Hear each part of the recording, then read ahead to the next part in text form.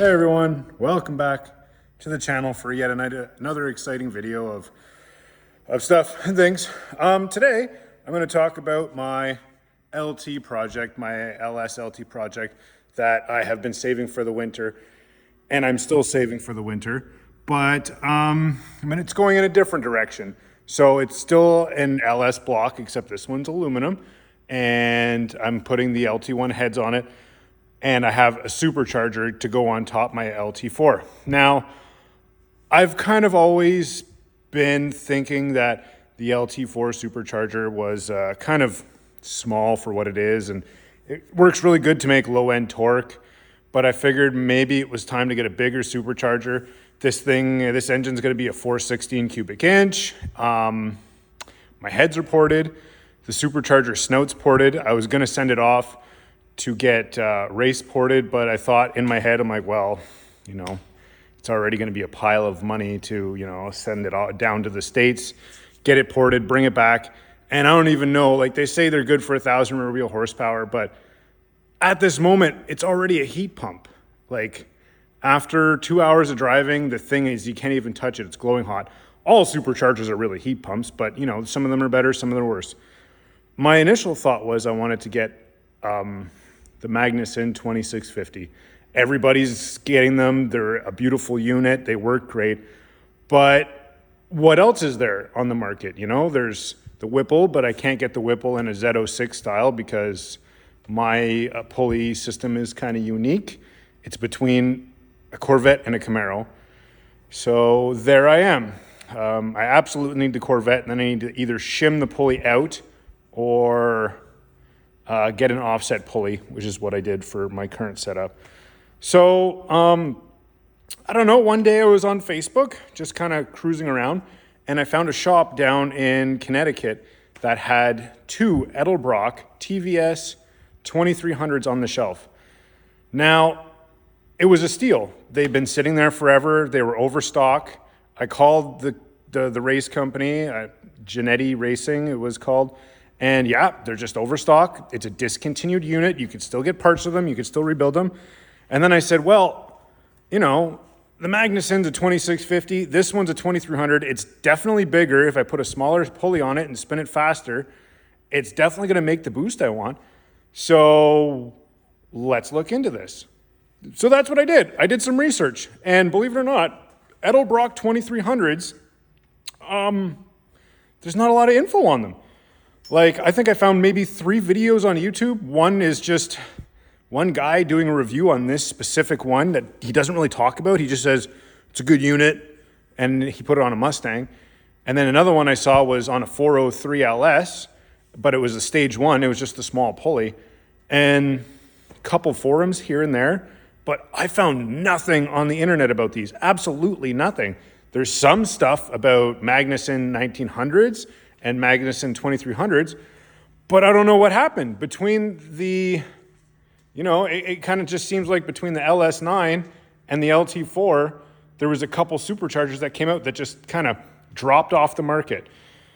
And it seems to me like a shame because I know that everybody on the internet says the 2600 is the way to go. It makes all the high-end horsepower and blah, blah, blah, blah, blah. It makes all the boost. But at the same time, everybody also says that the LT4 supercharger is great for low-end power. It makes boost fast because it has small rotors and it spins really quickly. On a larger motor, it'll choke out a little bit.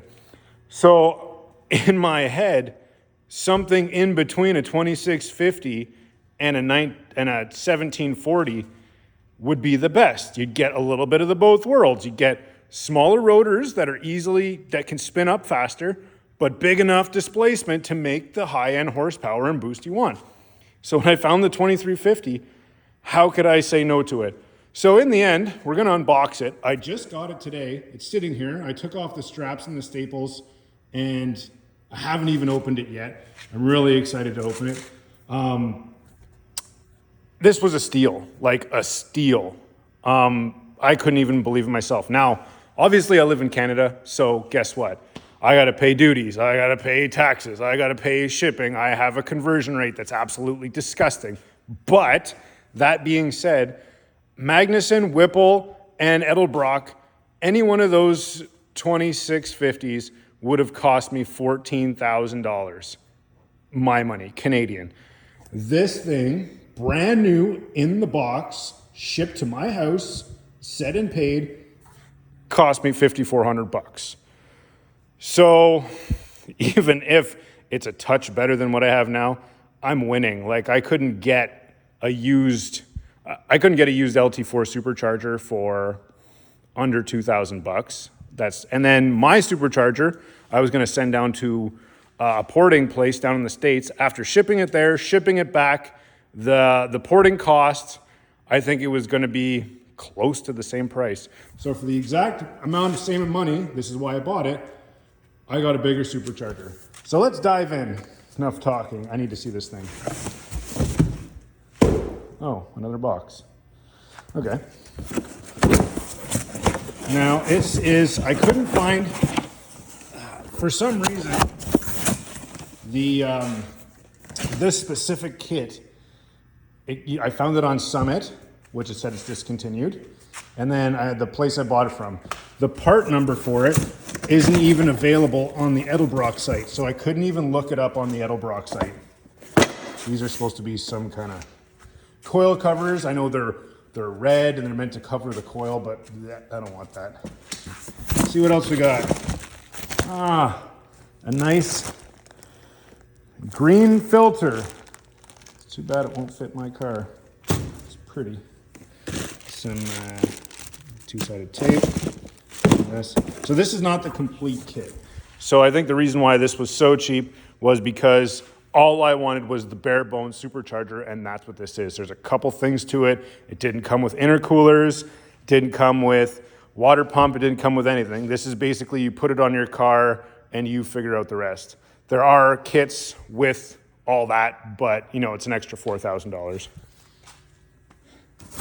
All right, moving along.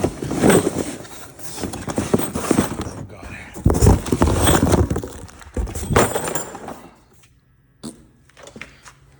Runner, that's right. So this thing comes with runners that I have to bolt onto the side.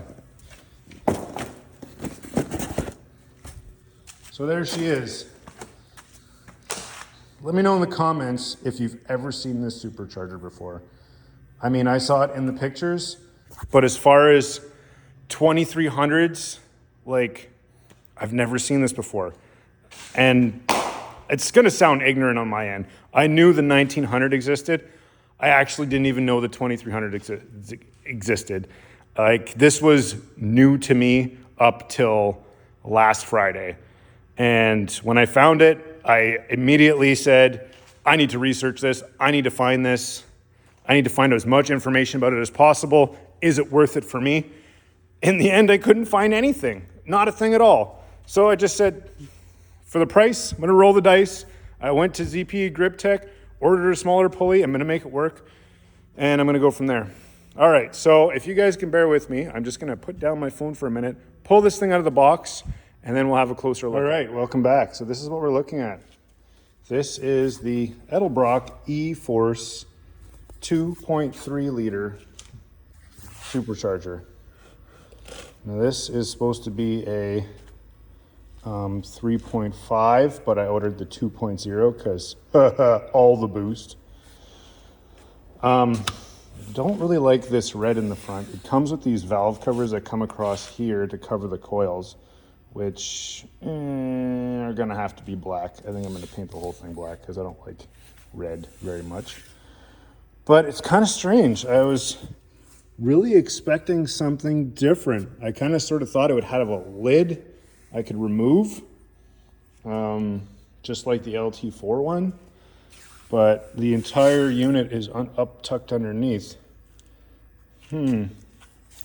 So yeah, this comes with these coil covers here that are meant to go over top everything. So if I just drop my phone.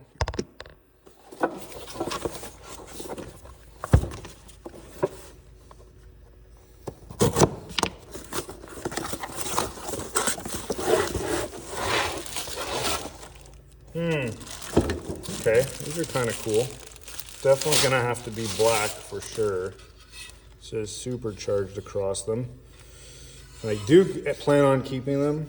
I will paint everything black, but it's made of aluminum. I thought these were actually made of plastic, so that's added weight. That's no good. We'll see. What's next? So there's runners that come with it. These things bolt to the bottom of it, which bolt to the head, which yet again, kind of strange, but it's really, like I said, I've never seen this before, so I was really expecting it to be exactly like an LT4 or a Magnuson, where you could, interchange the cover, but I guess not. I don't know if that is kind of a choking point to it or not. These go on the bottom, and then the intercooler bricks are tucked up in here, if you can see that. What I'd really like to do is see the rotors. No idea how to open this thing. I might have to, take a rain tech check and go on a more in-depth look on this. But anyways, I just wanted to unbox it and show you guys this beautiful thing, and hopefully it works fantastic. Fingers crossed. I got that new pulley coming in, so I'm gonna have to try that. But anyways, surprise. Hopefully it goes good. And I'm gonna keep you guys posted. I did buy this for my new engine, my new setup, but I will be putting it on my current car just because why not? And also the fact that it's a lot bigger blower than I have now, and I really would like my computer to try and figure out the tune for the bigger blower so that when I stab the new engine in this winter and I wanna go for a drive, my fuel table is not gonna be just like, what have you done? It's gonna be fairly close to what it's gonna be.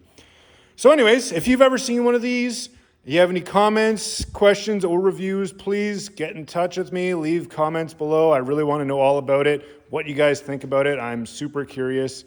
It costs enough money, but not as much as everything else costs. So I'm really, really, really hoping this is gonna be good. Anyways. Thanks for tuning in, guys. Take care. Like I said, let me know what you think. And I'm going to keep chugging along and try and get this thing on the car, take a few videos from here to there, get everything mocked up, and we'll go from there. Have a good one. All right, so here's the finished product. It took me a good solid day of wrenching to get all this done. There was a ton of modifications. For some reason, it didn't even want to bolt to the injector plates. The bolts were too long, so I had to cut all the bolts, about a 1/4 inch off every bolt, and then just a lot of little things. But in the end, it turned out really good. I haven't actually started it yet, just because the belt does fit, but the pulley that came with this, I found out it's a stage 3 setup. So there's supposed to be a 3.5 inch pulley coming with these things, and this one came with a 2.75, which doesn't really matter because I ordered a 2.4 anyways because I'm gonna spin this thing to the moon. But yeah, a lot of tinkering. So I'm running a Phytech 102 millimeter throttle body, and believe it or not, even though this is a stage 3 setup, the throttle body hole was like 90 millimeters, or, well, I measured it with my micrometer and it said 88. So I had to pretty much take my die grinder, open up the entire thing just to be able to fit my throttle body in there. And then, like I said, all the bolts underneath that hold the thing on, I had to chop them all about a 1/4 inch. And then I had to cut these. This is the inlet and outlet for the intercooler. And these were like this long, and I had to cut those right back to put the hoses on. This is for my brake booster. It was like this long, bumping right into the alternator. I had to cut that out. For the most part, it was a fairly easy thing to put together. Like on my other supercharger, I have a weird offset. Luckily, the pulley, all I did was pull it off, flip it around and put it back on, and it lined up absolutely perfectly. Couldn't friggin' believe it. So that's where I'm at with that. Like I said, once I get the 2.4 pulley, then I'm going to fire this thing up, go for a test drive, because like I said, the belt is like ridiculously tight right now, and I don't feel like blowing it up because it's an expensive belt. That's about it, I think. There's some cool little doodads that came with it that were supposed to go on the side, but they didn't quite fit. So this is it. This is what it looks like. I think it looks great. I super can't wait to make some more videos, go for a rip, try this thing. Like, can't wait to hear it whine. It should whine pretty good, but we'll see. And yeah, stay tuned for those videos, which will be coming shortly. And I'm gonna call it a night for now because I'm exhausted. And that's it. Thanks for tuning in and keep an eye out for those videos. Cheers.